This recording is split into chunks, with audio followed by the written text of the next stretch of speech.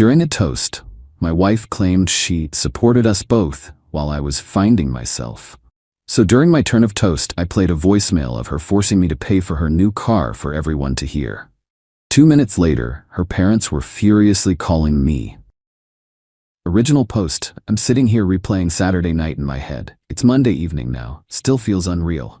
So, context. My wife Maya, 36F, and I have been married 10 years. We have 2 kids, 7F, 5M. Generally, things were okay. Ups and downs like anyone. About 18 months ago, I left a high-stress corporate job to join a tech startup. Less pay initially, equity potential, much better work-life balance. It was a calculated risk we discussed. Maya was theoretically supportive, but lately, tension. Mostly about money, specifically her wanting a new car. Not needing, wanting. A brand new Lexus NX 350h, fully loaded. Our current cars are fine, paid off. But she needed this upgrade apparently. I kept saying, Maya, not right now. Startup cash flow is tight. Let's wait a year or until things stabilize. It's irresponsible. Sensible, right? Apparently not. The pressure ramped up. Constant comments, comparisons to friends, then voicemails, like guilt-trippy, demanding voicemails left while I was at work. I saved one from last week because it was particularly revealing. Fast forward to Saturday, our 10th anniversary party. We hosted a nice dinner party at a local restaurant's private room, something we'd saved up for specifically for the milestone, maybe 40 people. Friends, family, some colleagues. Maya was in her element. Everything seemed fine. Until the toasts. Her best friend gave a nice toast. My brother did too. Then Maya took the mic. She started okay, talking about our journey. Then she drops this gem. And I know the last year or so hasn't been easy. With Leo, finding himself, she said with this patronizing little smile, it's been tough. But I've been happy to hold down the fort, support us both financially, making sure the kids and I didn't feel the pinch too much while he figured things out. Record scratch. WTF. The room got awkward. People know I work my ass off at the startup. Finding himself? Implying she's bankrolling us? My salary is lower right now, but I still contribute significantly. We're not destitute by any means, just prioritizing stability over luxury splurges like a 60K plus SUV. Her phrasing made it sound like I was unemployed while she heroically paid all the bills. Absolute BS. I felt my face get hot, saw my parents exchange a look. Saw her parents, usually lovely people, look confused and concerned. Maya just beamed like she delivered some inspiring monologue. Then it was my turn. My prepared toast went out the window. I walked up, took the mic, stayed calm, looked right at Maya. Wow, Maya, thank you for that perspective. I started, voice level. It's true, transitioning to the startup world involved adjustments, and speaking of support and financial adjustments, pulled out my phone. Found the voicemail, hit play, holding the phone to the mic. Maya's voice, slightly whiny but firm. Leo, listen. I saw the perfect NX 350h today. Pearl white. We need this. I deserve something nice after, well, everything. You keep saying wait, but waiting is getting embarrassing. Just figure out the money, Leo. Make it happen. I expect that deposit sorted by Friday. Okay, don't make this difficult. Talk soon. Dead silence. You could hear a pin drop. The entitlement, the pressure, the dismissiveness of my concerns. It hung heavy in the air. Maya's face went from beaming to horrified. Color drained completely. She looked like she was going to be sick. I put the phone away. So, yes, I said quietly into the mic. Financial support is complex. Happy anniversary, Maya. To 10 years. I put the mic down and walked back to my seat. Didn't look at anyone.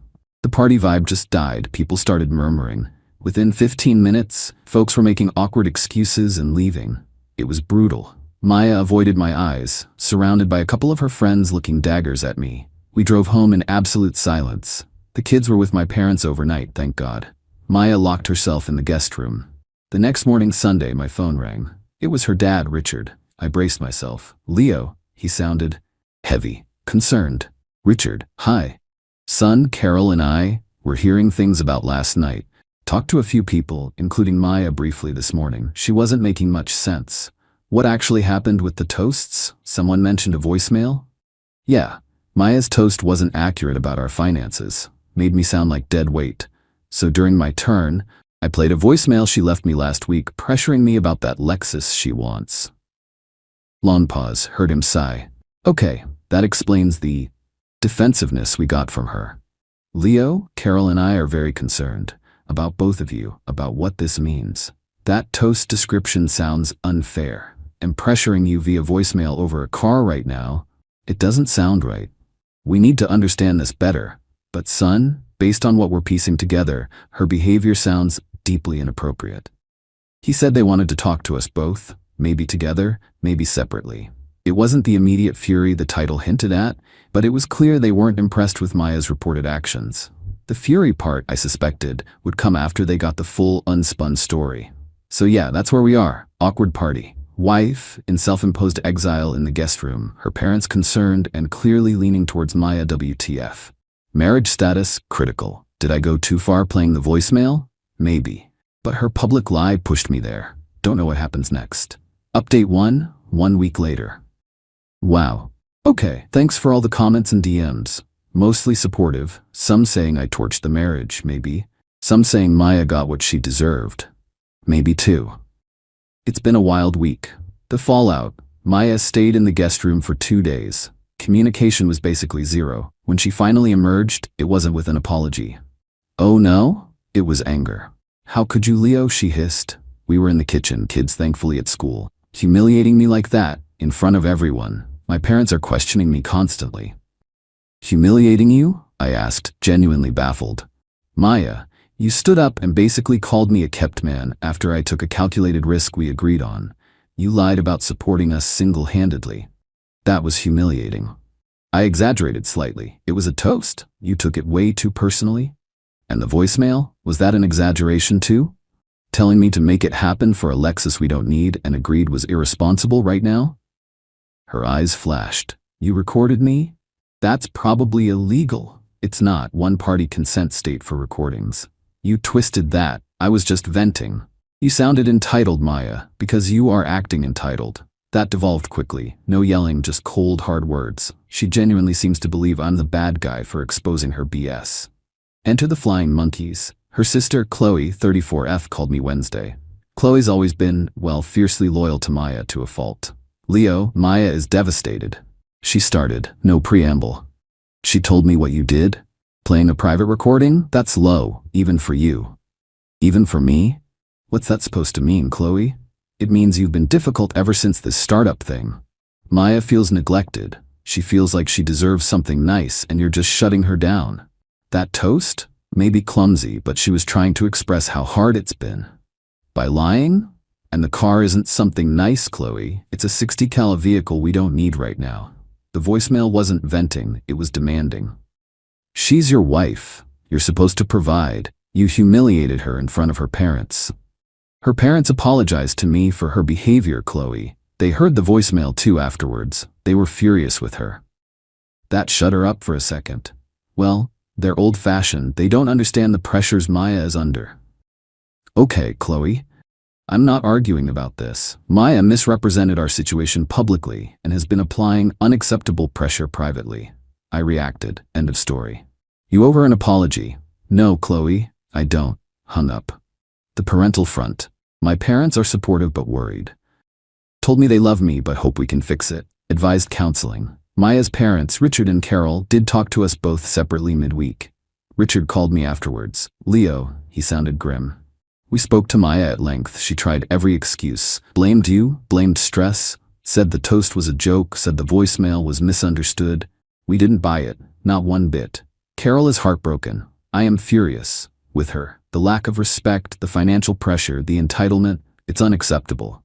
We told her as much. We told her she owes you a profound apology and needs to fix this. Leo, we apologize to you for her behavior. This isn't how we raised her. Maya's current tactics. She's now alternating between icy silence and passive-aggressive comments. Little digs about money, about the startup. Yesterday, she left a brochure for the damn Lexus on my home office desk. Seriously, no note, just the brochure. Open to the page with the pearl white one. It's like she thinks she can still wear me down. My stance, am I guilty about the public humiliation? A bit. It was harsh, but honestly, less guilty than I thought I'd be. Her entitlement and the public lie felt like a massive betrayal. I won't apologize for reacting to that. The car is obviously a non-starter. We're coexisting for the kids right now, but it's tense AF. Haven't discussed divorce, haven't discussed counseling, just limbo. But the Lexus brochure? That tells me she hasn't learned a damn thing. TLDR, wife still thinks she's the victim. Her sister is backing her play. My parents are worried.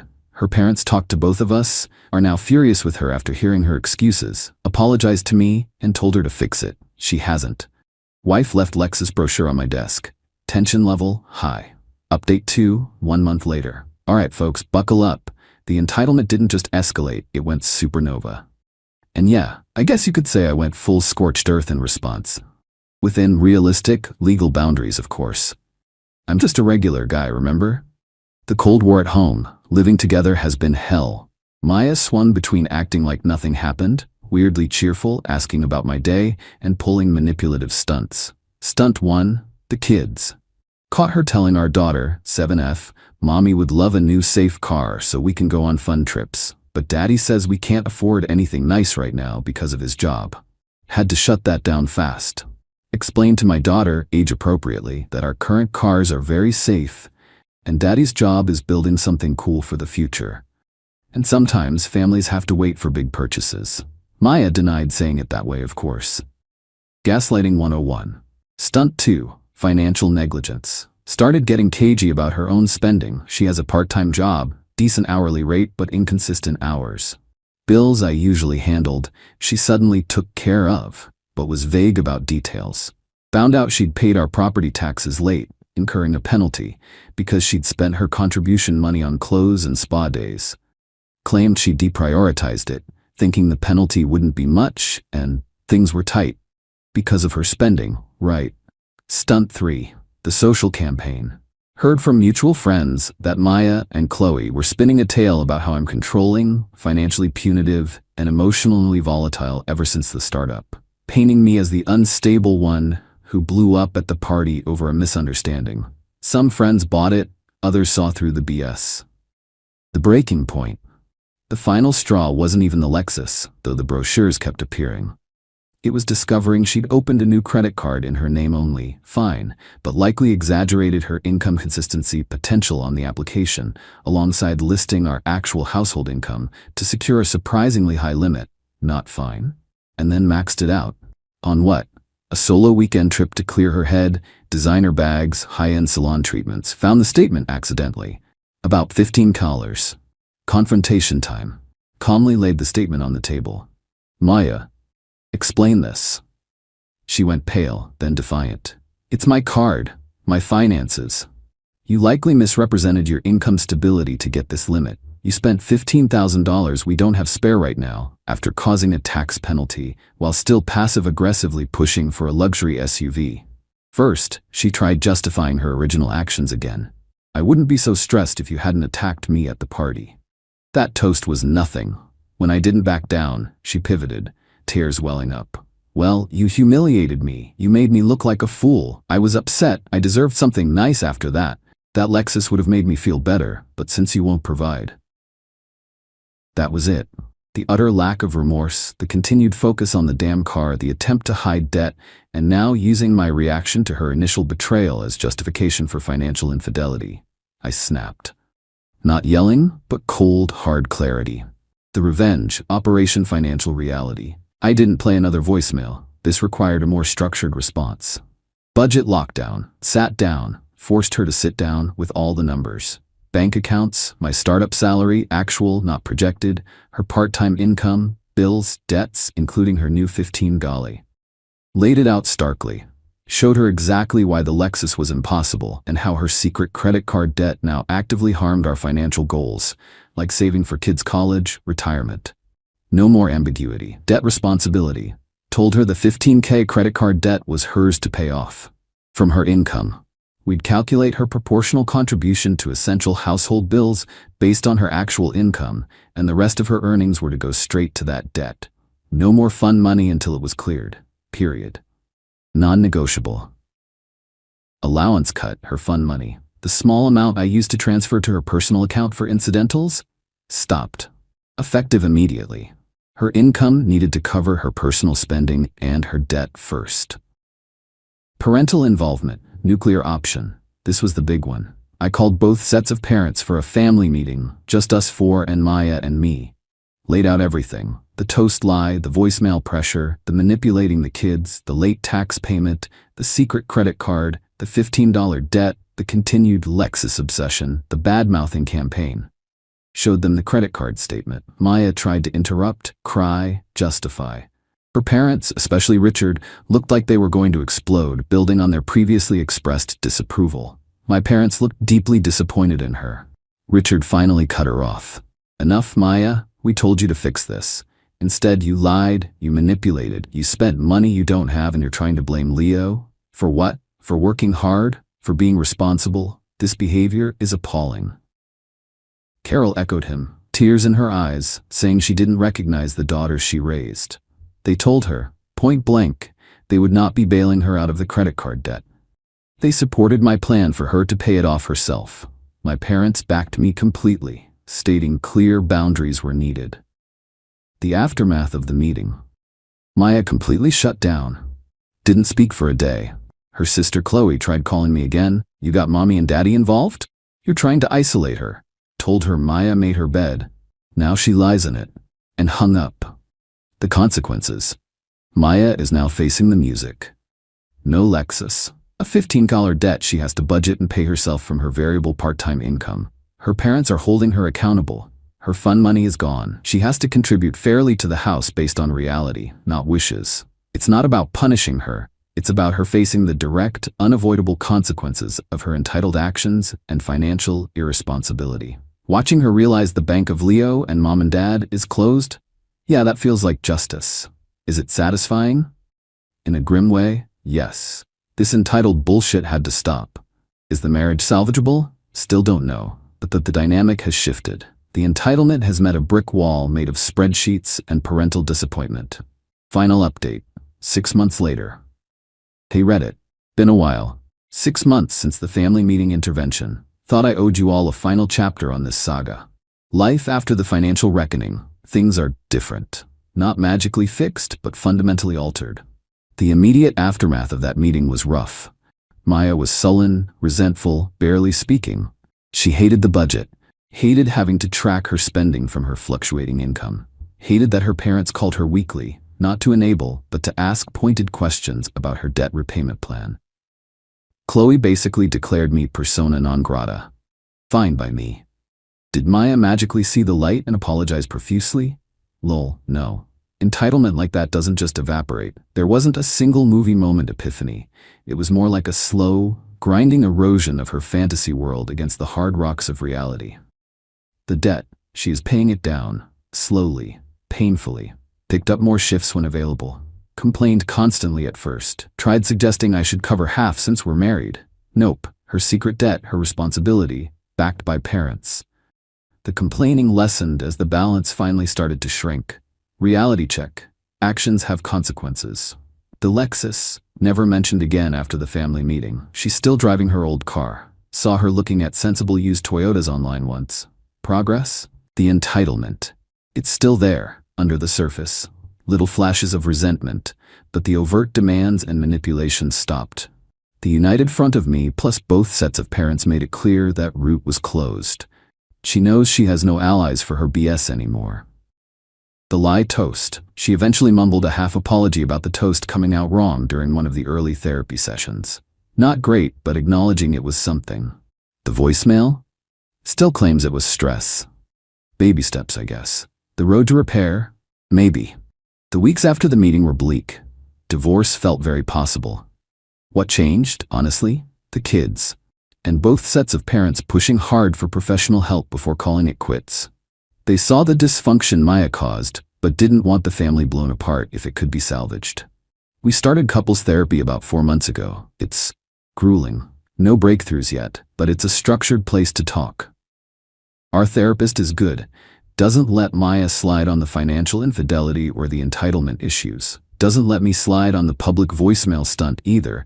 Acknowledges why I did it, but explores healthier conflict resolution. Fair enough. Therapy is forcing Maya to confront her warped views on money, status, and respect. It's forcing me to confront my communication failures, saving voicemails instead of addressing issues head-on earlier maybe, and the lingering anger. Where we are now, we're still together, still in therapy. It's not a rom-com ending where love conquers all overnight. It's fragile. Trust is fractured, maybe permanently. I'm wary, guarded. I manage our finances transparently, but with clear boundaries now. No more assumptions. Maya, she's quieter, less focused on appearances. Maybe starting to understand the damage she did, or maybe just realizing the consequences are unavoidable. Hard to tell sometimes. She interacts more genuinely with the kids, less performatively. Her parents are cautiously optimistic, but remain firm with her about financial responsibility. My parents are relieved we're trying therapy. Chloe still thinks I'm the devil. So, justice served? Kinda. Maya faced real, tangible consequences engineered not just by me, but by the natural weight of her own bad decisions and the intervention of family who refused to enable her. She didn't get the car, she got debt and accountability. The satisfaction isn't about revenge, it's about the fact that the entitled narrative finally crashed and burned against reality. Will we make it? 50-50, but we're talking. We're in therapy. The Lexus is gone from conversation. That's the update. Thanks for listening, Reddit. It helped, actually. Time to log off and live this messy, complicated reality.